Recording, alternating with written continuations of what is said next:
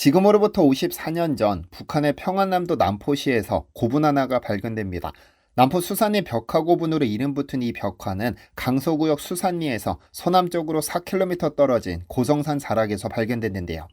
5세기경 조성된 것으로 추정되는 이 고분은 고구려 귀족의 생활상을 가장 정교하게 묘사한 벽화로 잘 알려져 있습니다.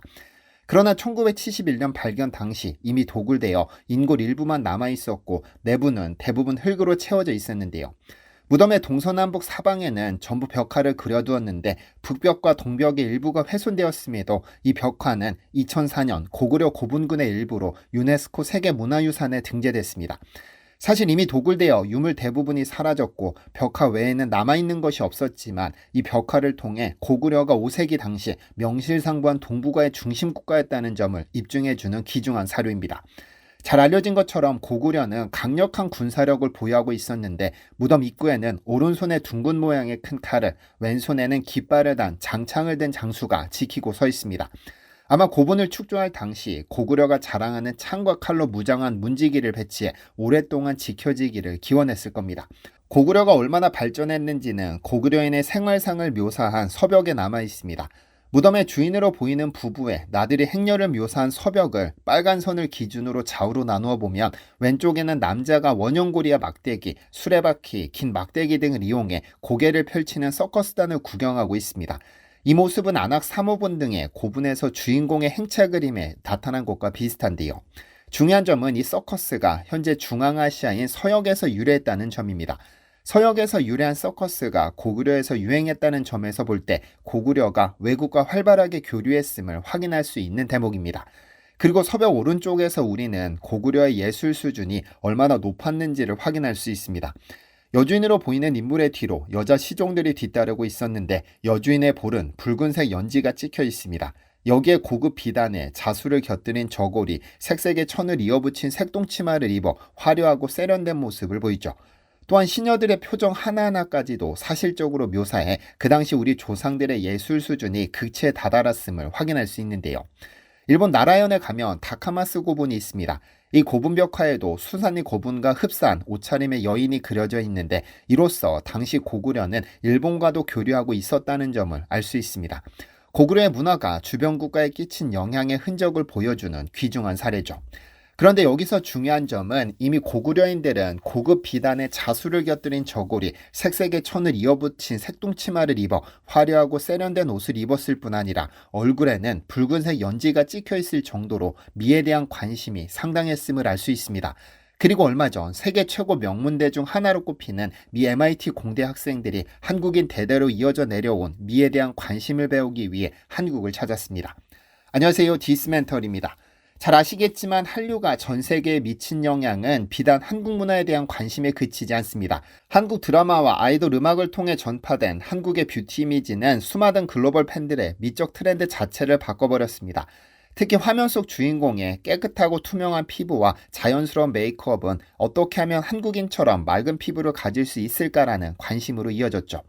이는 한국 연예인들이 보여주는 비현실적으로 깨끗한 피부 상태와 세련된 메이크업이 전 세계 소비자들의 미용 트렌드에 영향을 미치고 있다는 뜻입니다. 그리고 그간 화장, 아니 메이크업에 관심이 없던 남성들까지 변화시키고 있는데요. 남자 아이돌들이 메이크업과 스킨케어를 자연스럽게 소화해내면서 전 세계 젊은 남성들 사이에서도 그루밍과 화장에 대한 거부감이 낮아졌고 한국 브랜드들은 성별에 구애받지 않는 제품 라인업을 늘려가며 이러한 추세를 주도하고 있죠. 그리고 전 세계 명문대가 이를 주목하기 시작했습니다. 약 한 달 전 세계 최고 명문대 중 하나로 꼽히는 MIT의 MBA 재학생 수십 명이 한국을 찾았습니다. 이들이 방문한 곳은 다름 아닌 올리브영 앤 성수. 경영대학원 학생들인 만큼 이들은 현장에서 올리브영의 혁신적인 유통 전략과 K-뷰티 제품을 직접 살펴보며 어떻게 한국의 화장품 산업이 이렇게 단기간에 세계적 수준으로 성장할 수 있었는지, K-뷰티의 혁신을 다른 산업에도 적용할 수 있는지, 올리브영 같은 한국형 유통 모델이 미국 시장에서도 통할 것인지 등등 다양한 질문을 던졌습니다. 그런데 이 올리브영은 하버드 MBA 수업의 경영혁신 사례 교재에 실리기도 했습니다. 하버드 경영대학원의 레베카 카프 교수와 슈린 연구원이 공동 집필한 올리브영 뷰티 혁신을 창출하다라는 제목의 교재입니다. 올리브영은 소비자에게 뷰티 브랜드를 소개하는 데 그치지 않고 새로운 유행을 제시하는 채널로 자리매김해 한국의 뷰티 생태계 형성과 글로벌 K-뷰티 유행에 크게 기여했다는 내용이죠. 사실 올리브영을 대표로 하는 K-뷰티는 이제 명실상부 세계 최고 수준으로 올라섰습니다. 세계 최대 뷰티 시장인 미국에서는 눈으로 확인이 가능합니다. 불과 몇 년 전까지 북미 뷰티 시장은 프랑스와 캐나다 브랜드들이 양분하고 있었지만 최근 한국이 이들을 제치고 미국 화장품 수입국 1위로 올라섰습니다. 미국 국제무역위원회가 발표한 미국 내 화장품 수입 통계에 따르면 2024년 1월에서 10월 미국이 한국에서 수입한 화장품 금액은 약 14억 달러에 달해 전년도 연간 수입액을 크게 넘어섰습니다. 이처럼 폭발적인 성장세의 배경에는 한국 화장품이 SNS 입소문을 타며 뛰어난 품질 대비 합리적 가격이라는 인식이 확산됐기 때문인데요. 실제 미국 소비자들은 K-뷰티 제품을 통해 고기능성 스킨케어를 합리적인 가격에 접하면서 큰 매력을 느끼고 있습니다. 그 결과 한국은 2023년 기준 미국이 가장 많은 화장품을 수입하는 국가가 됐고 전 세계 3위의 화장품 수출국으로 도약했습니다. 특히 중소인디 화장품 브랜드들의 활약이 두드러지는데요. 과거 미국 시장에서는 로레알이나 에스티로더 같은 글로벌 대기업이 각광받았지만 이제는 조선미녀, 스킨천사, 라운드랩, 롬앤처럼 한국의 인디 브랜드들이 아마존 등에서 판매 상위를 차지하는 모습을 흔히 볼 수 있습니다. 한국 중소기업 화장품 수출액은 2022년 대비 2023년에 28%나 증가하여 50억 달러를 넘었는데 이는 전체 화장품 수출의 68%를 차지할 정도죠. 다시 말해 수출된 K-뷰티 제품 10개 중 7개는 이런 신생 브랜드의 제품인 셈입니다. 참신한 콘셉트와 빠른 트렌드 대응력을 앞세운 인디 브랜드들이 글로벌 소비자들의 마음을 사로잡고 K-뷰티 열풍의 최전선에 서 있는 건데요. 그럼 어떤 제품이 미국 소비자들의 마음을 사로잡았을까요? K-뷰티의 인기를 이끈 핵심 요인 중 하나는 선케어 제품입니다. 피부가 하얗고 투명하다는 이미지는 오래전부터 동서양을 막론하고 미인의 조건이었습니다. 한국에서는 오랜 시간 자외선 차단을 중시하며 다양한 선크림과 미백 케어 제품을 발전시켜왔죠. 그 결과 미국인들 사이에서도 한국식 자외선 차단 생활화가 새로운 스킨케어 습관으로 자리 잡았습니다. 미국 언론은 한국인들의 맑고 투명한 피부 비결이 바로 매일 쓰는 선크림이라는 것이 알려지면서 미국 소비자들도 선크림 사용을 하루 일과의 필수 단계로 여기게 되었다고 전하는데요. 미국 시장에서 기존의 자외선 차단제는 발림성이 뻑뻑하고 유분기가 많아 사용감이 떨어진다는 불만이 있었던 반면 한국산 선크림은 가볍고 촉촉하게 흡수되어 메이크업 위에도 덧바르기 쉬운 장점이 있습니다. 예를 들어 한국 브랜드 스킨천사의 워터핏 선셋업, 라운드랩의 자작나무 선크림, 조선미녀의 맑은쌀 선크림 등은 미국에서 선풍적인 인기를 끌며 품절 사태를 빚기도 했죠. 미국 소비자들이 한국 선크림을 특히 선호하는 이유는 백탁 현상 없이 투명하게 스며드는 제어, 모든 피부톤에 자연스럽게 어울림, 보습 성분 함유와 약한 향 등이 꼽힙니다. 즉 바르면 티나지 않지만 피부는 건강하게 지켜준다는 K-선크림의 강점이 미국인들의 마음을 움직인 겁니다. 이런 선케어의 성공은 미국 소비자들로 하여금 K-뷰티는 혁신적인 스킨케어로 인식하게 만들었고 나아가 매일 꾸준히 관리하는 한국식 피부관리 문화까지도 전파하는 계기가 됐죠. 그런데 제품 자체의 혁신도 있었지만 올리브영과 같은 유통업체 역할도 빼놓을 수 없습니다.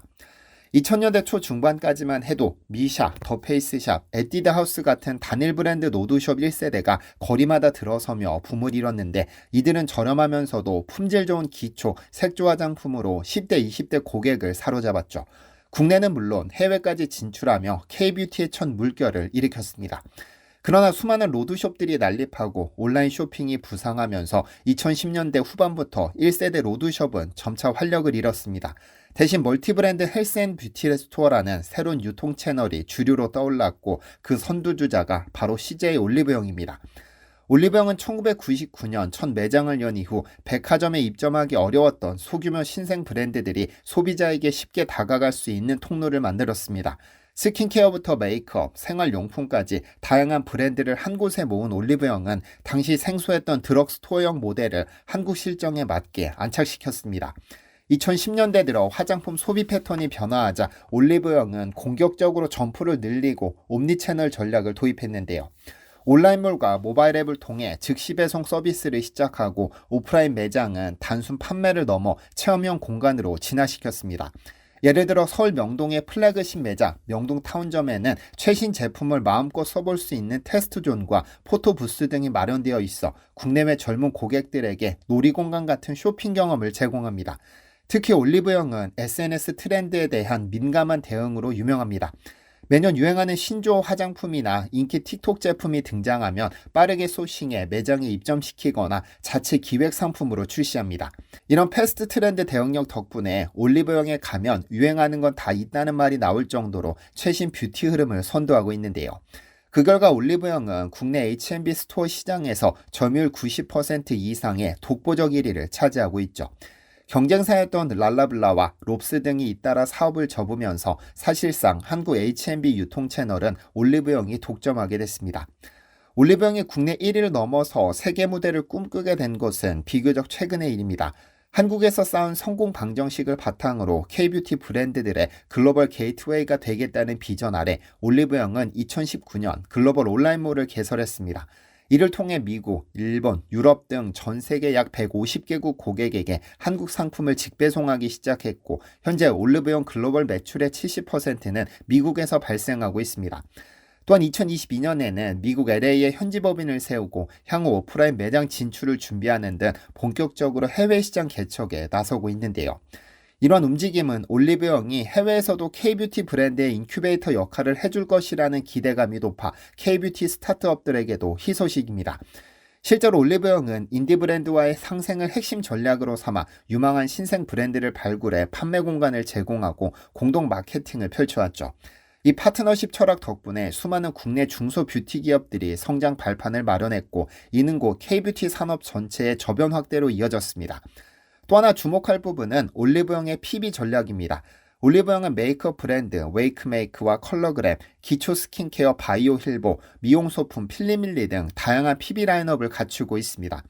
이들 제품은 올리브영이 직접 기획, 생산해 유통 마진을 높일 뿐 아니라 소비자 트렌드에 맞는 제품을 빠르게 선보일 수 있는 강점이 있습니다. 예를 들어 웨이크메이크의 신제품 립 틴트나 컬러그램의 아이섀도우 팔레트는 출시와 동시에 SNS에서 화제가 되며 품절 대란을 일으키기도 했죠.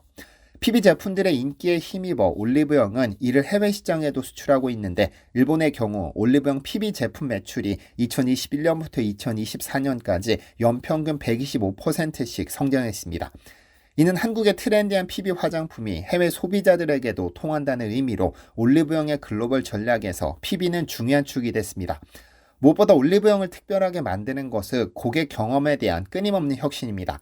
단순히 물건을 파는 가게가 아니라 K-뷰티를 체험하는 공간으로서의 올리브영을 만들기 위해 다양한 시도를 하고 있는데요.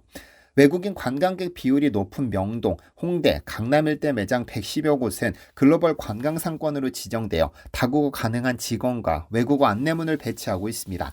일부 매장에서는 외국인 단체 고객을 위한 도슨트 투어도 시범 도입해 K-뷰티 제품을 일종의 박물관 해설처럼 재미있게 소개하고 있습니다. 이러한 노력 덕분에 지금은 많은 해외 여행객들이 한국에 가면 올리브영부터 들러라라고 말할 정도로 올리브영 방문이 필수 코스가 되었습니다. 실제 조사에서 2024년 1분기 방한 외국인 관광객 중 67.7%가 화장품을 구매했고 가장 많이 찾는 쇼핑 장소로 로드숍을 꼽았습니다.